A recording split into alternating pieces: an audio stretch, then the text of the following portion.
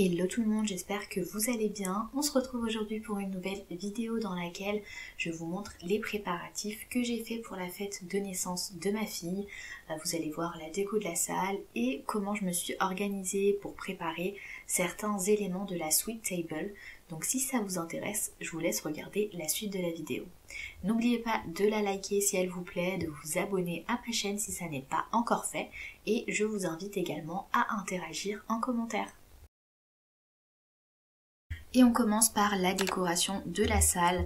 Alors pour la déco des tables et pour les chaises, j'ai voulu louer des nappes en coton et des housses de chaises pour que ça fasse plus joli visuellement dans la salle, que ce soit plus harmonieux, parce que c'est vrai que au final les chaises je savais pas forcément de quelle couleur elles étaient, pareil les tables, voilà, je voulais quelque chose de plus on va dire nude, on va dire, dans le sens où ce soit plus de la même couleur, pas forcément nude, de la même couleur. Alors j'ai tout regardé sur le bon coin, n'hésitez pas à aller sur ce site, vous avez pas mal d'offres de location pour pas cher.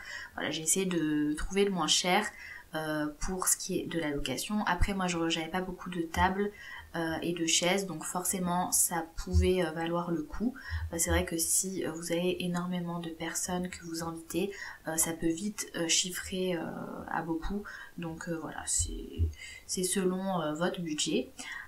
Pour les centres de table, j'ai pris des centres de table en gaze de coton sur Shein. Voilà, pareil, ça aussi ça coûte quand même assez cher. J'ai essayé de trouver le moins cher, qui soit pas trop court, même si vous voyez ça fait pas toute la table, mais franchement ça fait l'affaire. Et en ce qui concerne la vaisselle, pour les assiettes, je les ai prises sur le site d'Amazon. Donc c'est des assiettes en plastique réutilisables. D'ailleurs on les a nettoyées et je les ai gardées pour pouvoir les réutiliser si j'invite des personnes chez moi pour voilà, s'il y a beaucoup de personnes et que j'ai pas assez de vaisselle, ou pour un autre événement. Et les verres, pareil, ce sont des verres réutilisables, mais il faut faire attention parce que vous avez la petite dorure en haut qui au lavage commence déjà à partir, donc je pense qu'ils feront pas long feu. Et pareil, je les ai pris sur Amazon. Au niveau des couverts, j'ai acheté les couverts dorés que vous voyez sur le site, chez Action tout simplement. Vous avez la boîte, alors par contre il n'y en a pas beaucoup, il n'y en a que 8 je crois dedans, et je les ai pris voilà, chez Action. Et j'ai complété avec des couverts en plastique que j'ai acheté sur Amazon aussi, mais bon, c'est pas la même qualité et tout dépend de ce que vous servez. C'est vrai que moi j'ai servi du poulet et voilà, il fallait quand même des couteaux qui coupaient à peu près pour pouvoir voilà, pour que mes invités puissent voilà, que ça puisse être agréable à couper avec les couverts. Ensuite j'ai acheté les serviettes que vous voyez pareil sur le site de Shein. Voilà, c'était des serviettes un peu beige avec des dorures au niveau des feuilles, donc ça allait dans le thème de la déco que je voulais faire. J'ai ensuite placé mes petits cartons en chocolat que j'ai fait moi-même, donc vous verrez dans une prochaine vidéo qui va arriver tout ce qui concerne les petites décos sur la table et les cadeaux des invités que j'aurai donnés. Pour les centres de table, alors j'ai opté pour une petite déco avec des ballons et un nounours. Donc le support sur lequel il faut mettre les ballons et attacher le nounours, je l'ai pris sur, alors je sais plus si c'est Shein ou AliExpress, mais vous les trouvez sur les deux sites. Les ballons je les ai pris sur AliExpress et la peluche je l'ai prise sur Shein.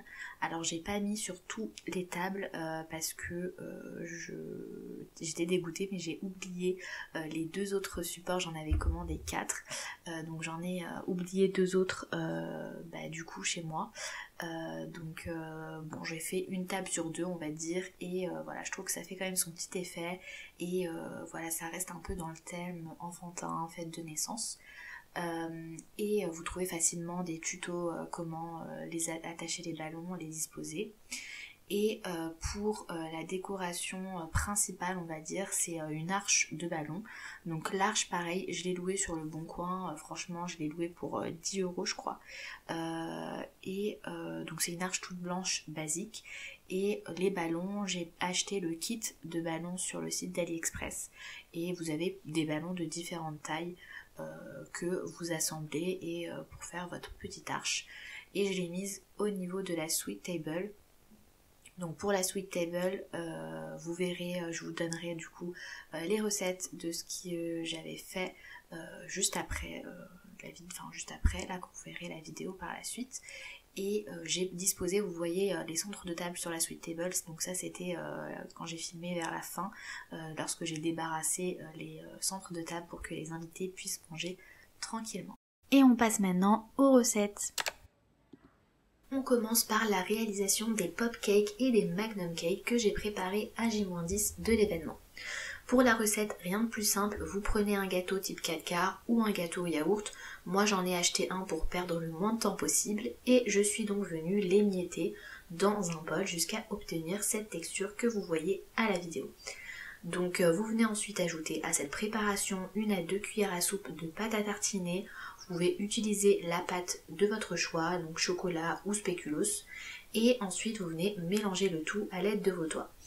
Et vous pouvez aussi mélanger à l'aide d'un robot si vous préférez. Et ensuite vous ajoutez 1 cuillère de mascarpone. Et ensuite je suis venue mélanger le tout jusqu'à obtenir une texture un peu comme une pâte. Et dès que vous arrivez à former une boule avec vos mains, que la pâte se ramasse sans s'effriter, c'est que c'est prêt. Pour la réalisation de mes magnum cakes, j'ai utilisé ce moule que j'ai acheté sur le site d'AliExpress. Donc c'est un moule avec plusieurs emplacements à magnum.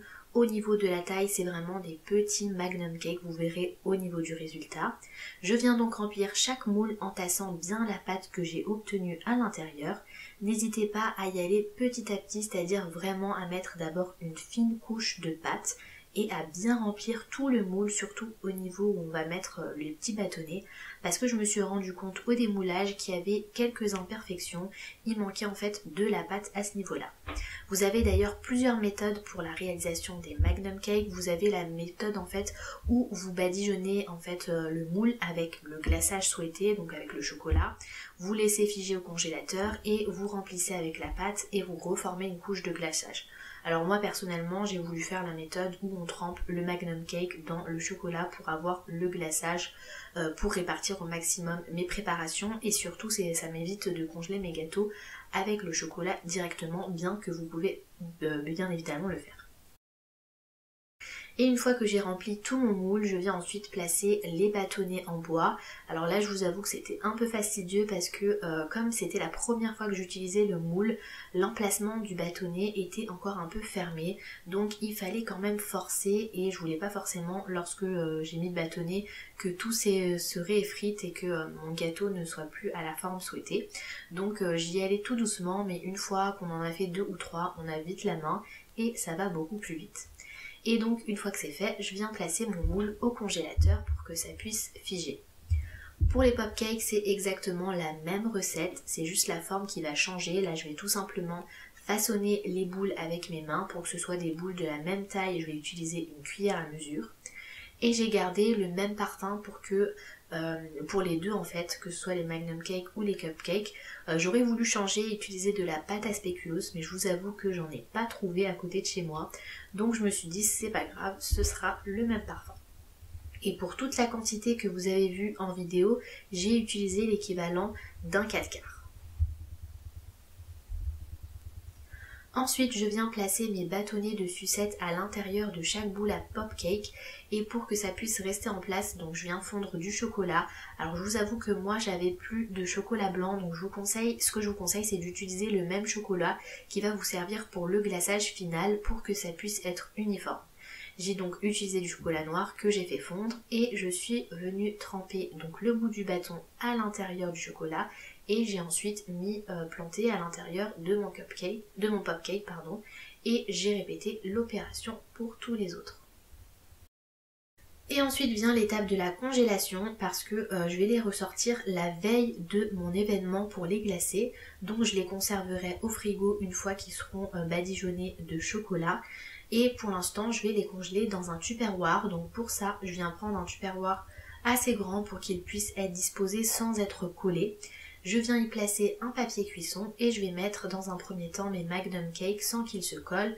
Vraiment, faut veiller à ne pas qu'ils collent pour éviter que ça s'accroche. Et pour remettre une autre rangée, je remets un autre papier cuisson par-dessus et je répète l'opération. Je place également mes pop-cakes. Alors pour les pop-cakes c'était un peu plus compliqué de les faire tenir en place, donc j'ai juste fait attention au moment de placer mon Tupperware dans le congélateur pour que ça reste bien en place comme je l'avais mis dans la boîte. La veille de l'événement, je viens faire le glaçage ou l'enrobage de mes pop-cakes et mes Magnum Cake. Donc je viens pour ça prendre une tasse assez grande et y mettre des pastilles de chocolat blanc. J'ai vu que ce genre de chocolat était idéal si jamais vous voulez faire ce genre de gâteau. Et effectivement, si vous voulez un rendu bien blanc et ne pas mettre de colorant, je vous conseille de prendre ce genre de chocolat parce que j'ai fait la même avec du chocolat blanc normal, des carrés de chocolat. Et vous allez voir à la fin, on voit la différence de couleur qui est flagrante. On a une couleur beaucoup plus jaune avec du chocolat lambda des tablettes. Donc je viens donc fondre mon chocolat au micro-ondes petit à petit pour éviter que ça brûle. J'ai au préalable sorti mes pop-cakes et mes Magnum Cake du congélateur pour qu'ils puissent décongeler légèrement pour éviter que ça fasse un choc de température. Une fois que mon chocolat a fondu, j'ai attendu un peu pour qu'il refroidisse et je viens donc tremper un à un mes pop-cakes tout en les tournant pour enlever l'excédent de chocolat. Et je viens ensuite les disposer sur un papier sulfurisé. Je fais la même chose pour mes Magnum Cake. Donc par contre cette fois-ci l'étape était un tout petit peu plus fastidieuse parce qu'il fallait beaucoup plus de chocolat et être un peu plus minutieux. Et avec ce qu'il me restait de chocolat fondu, j'ai transvasé le tout dans une poche à douille pour faire de la petite décoration sur mes préparations. Donc comme vous pouvez le voir sur la vidéo, j'ai fait des sortes de petits traits en faisant des va-et-vient avec la poche à douille pour avoir ce rendu là. Et une fois terminé, j'ai ajouté des petits nœuds qui me restaient, donc de la décoration de mes sacs de cadeaux pour les invités. Je trouve que ça apporte vraiment un petit truc en plus et sur la table, sur la sweet table, je trouvais que ça apportait vraiment une touche de décoration en plus. Et une fois que le tout est terminé, je viens tout mettre dans une boîte et laisser le tout au frigo jusqu'au jour J, à savoir le lendemain.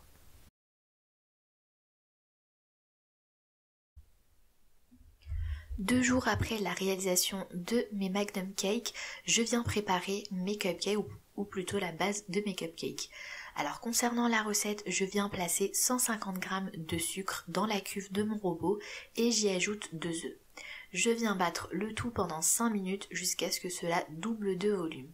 Et on peut, lors de cette étape, aromatiser notre pâte à cupcake en y ajoutant de l'arôme de vanille ou un arôme à un autre goût. Pendant ce temps, je viens préparer le mélange avec la farine, donc 150 g de farine et la moitié d'un sachet de levure chimique. J'ajoute ce mélange dans la cuve du robot en prenant le temps de tamiser le tout et je viens réactiver le robot pour mélanger la préparation. Une fois que la farine et la levure sont bien incorporées, je viens prendre 150 ml de crème liquide entière que je viens ajouter petit à petit délicatement à la pâte en mélangeant à l'aide d'une spatule. Je viens ensuite transvaser ma préparation dans un verre, donc c'est un gobelet doseur pour me faciliter le remplissage de mes caissettes à cupcake. Et voici le moule que j'utilise, donc c'est un moule Pyrex qui contient 12 emplacements pour les cupcakes ou les muffins ou tout autre gâteau. Je viens placer donc mes caissettes à l'intérieur que j'ai achetées sur le site Shein. Donc c'est des caissettes toutes simples en papier blanc et je viens ensuite donc remplir ces caissettes de ma préparation en les remplissant à 3/4 du moule. Et je viens enfourner dans un four préchauffé à 180 degrés pendant 15 minutes. Et voici donc ma base de cupcake à la sortie du four. Donc vous voyez le haut est encore blanc, pas vraiment doré. Moi je les laisse pas forcément devenir dorés une fois qu'ils sont cuits. Quand j'ai planté la lame de mon couteau et que l'intérieur du gâteau est cuit, je les sors. Je les laisse refroidir pour ensuite venir les ouvrir à l'intérieur. Ce qui me permettra plus tard de pouvoir les garnir avant de faire le topping. J'ai normalement un petit ustensile qui me permet de pouvoir ouvrir l'intérieur mais impossible de mettre la main dessus, donc là j'ai fait tout simplement avec une douille que j'avais dans la cuisine. Une fois que je les ai ouverts, je remets le petit chapeau par-dessus pour les congeler tels quels, ce qui me permettra de facilement le remettre après le garnissage. Vous voyez de toute manière en vidéo ce que je suis en train de vous dire, ça sera beaucoup plus explicite d'avoir des images sur ce que je dis. Et une fois que cette étape est terminée, je viens placer mes bases cupcakes dans un sac de congélation pour les stocker au congélateur.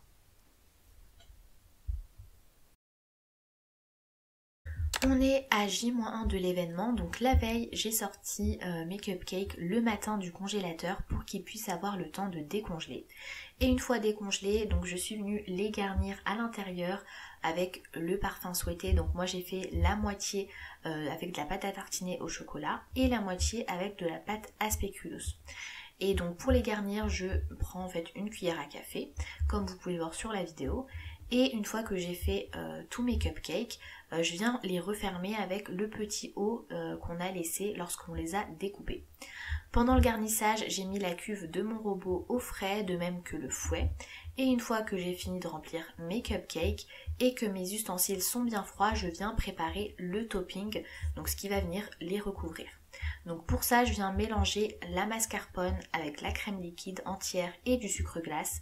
Je mets la même quantité de mascarpone que de crème liquide.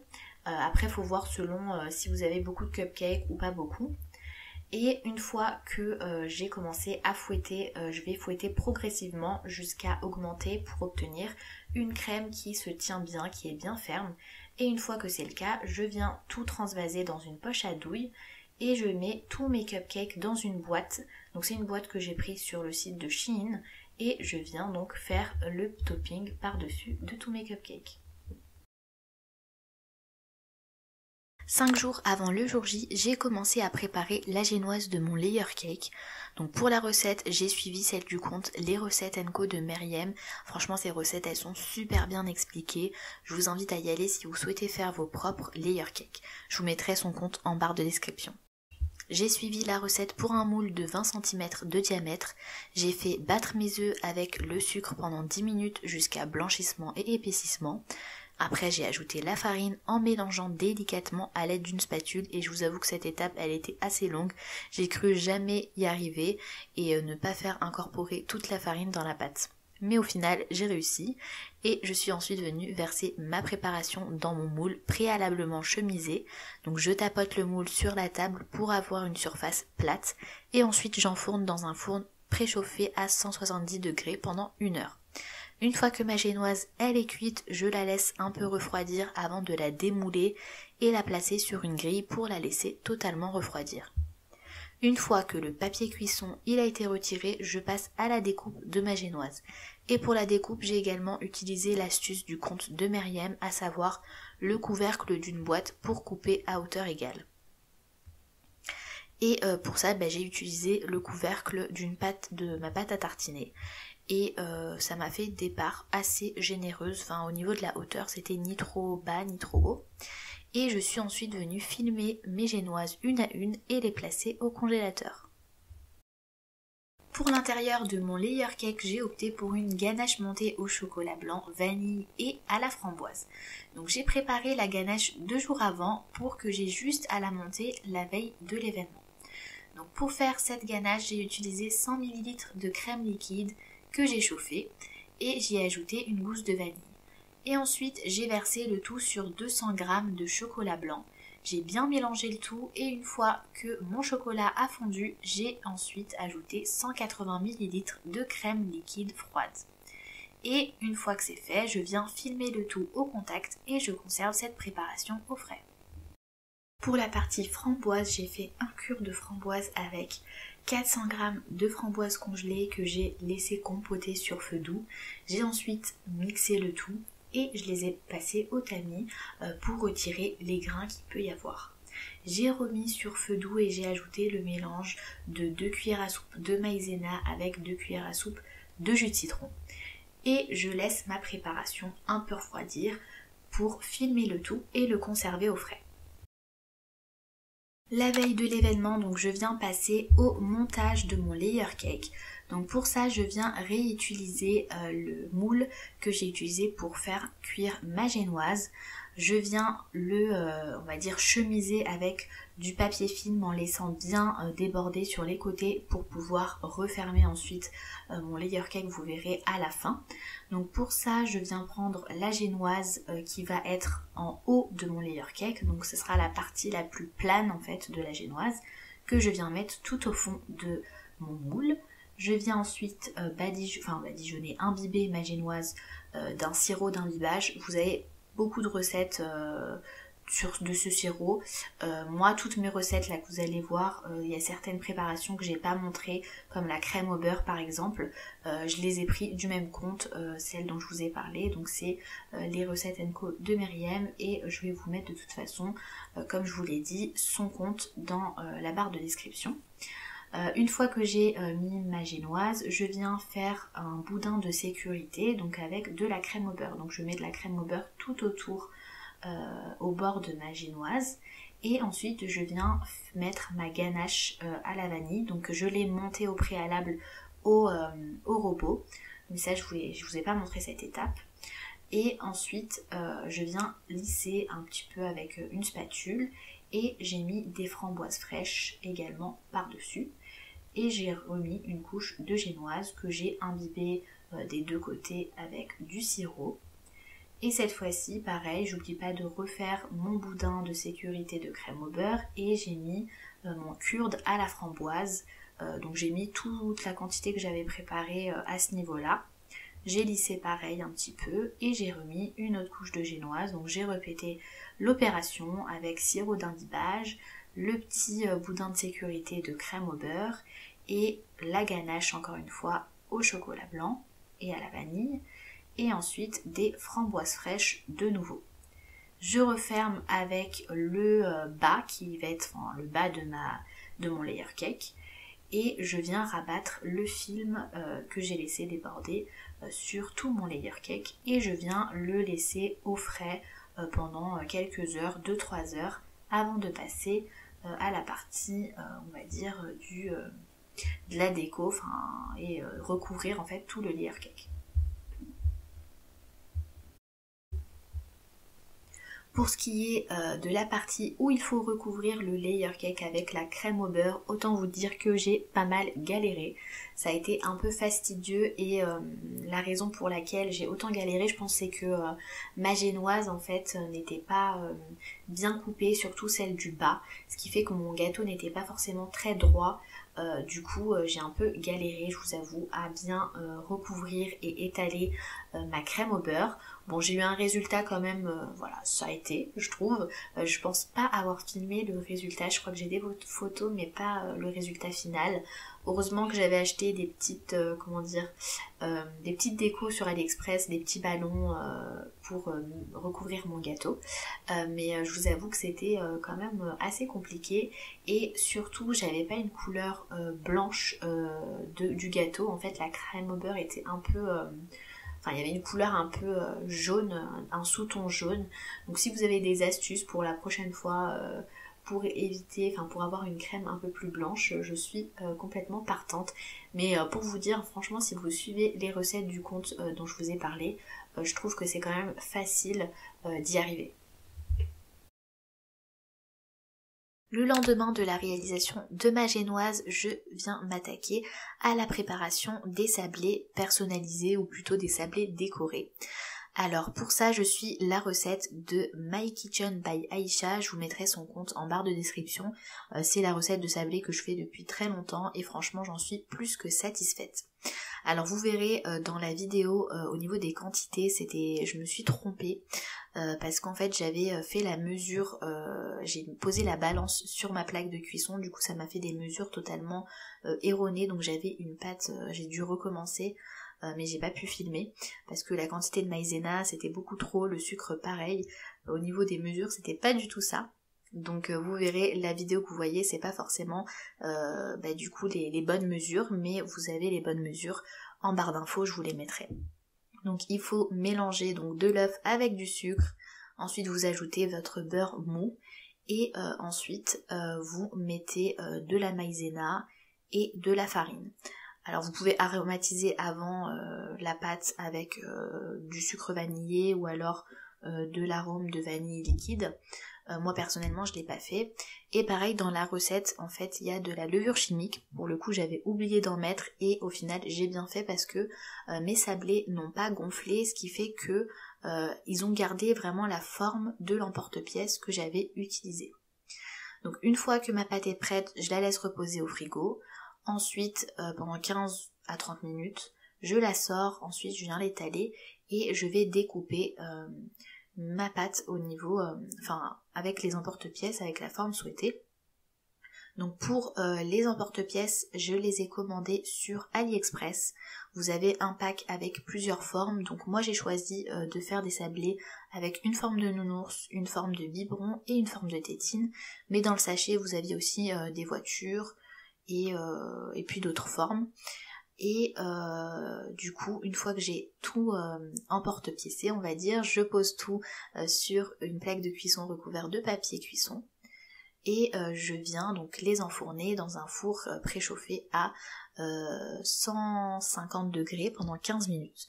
Je vous remettrai de toute façon, je suis pas sûre de la température, mais je vous l'écrirai pareil en barre d'infos. Et au niveau de la déco, je viens utiliser le petit tampon qui est fourni avec l'emporte-pièce qui lui correspond. Et vous allez voir comment je fais. Donc je mets les deux côte à côte et j'appuie fort pour bien mettre la démarcation qu'il faut. Et ensuite je viens coller sur mes sablés une fois qu'ils ont cuit et refroidi avec un peu d'eau au dos de ma pâte à sucre. Pour la coloration de la pâte à sucre, j'utilise du colorant alimentaire. Je viens en mettre un peu sur la pâte à sucre et je mélange en travaillant un petit peu la pâte. Si vous voulez un effet marbré, n'hésitez pas à ne pas forcément bien travailler la pâte pour laisser la pâte pas forcément très bien mélangée, on va dire.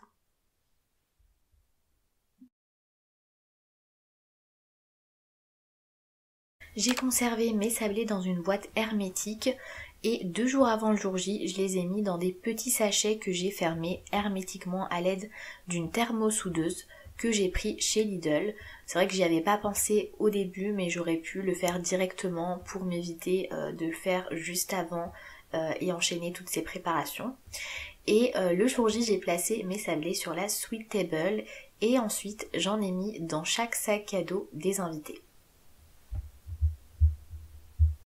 J'ai également préparé 2 jours avant l'événement des plateaux de gâteaux orientaux. Donc les gâteaux viennent tout droit du Maroc, on me les a envoyés 10 jours avant mon événement et franchement ils n'ont pas du tout bougé, que ce soit au niveau de la conservation ou encore au niveau du transport.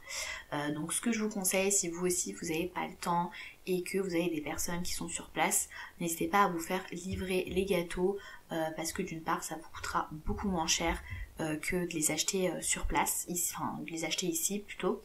Et d'autre part, vous avez quand même pas mal de sortes de gâteaux assez sympathiques. En ce qui concerne les plateaux, je me souviens plus du tout où est-ce que je les avais achetés, parce que je les ai depuis pas mal de temps, mais vous pouvez facilement en trouver dans les marchés par exemple. Ma vidéo arrive à sa fin, j'espère qu'elle vous aura plu. Si c'est le cas, je vous invite à la liker et à vous abonner à ma chaîne si ça n'est pas encore fait. Et je vous invite également à activer la cloche pour ne rater aucune vidéo. D'ailleurs, la prochaine vidéo sera dédiée aux cadeaux que j'ai donnés aux invités. Je vous montre tout ce que j'ai pu préparer. Donc moi, je vous dis à très bientôt pour la prochaine vidéo.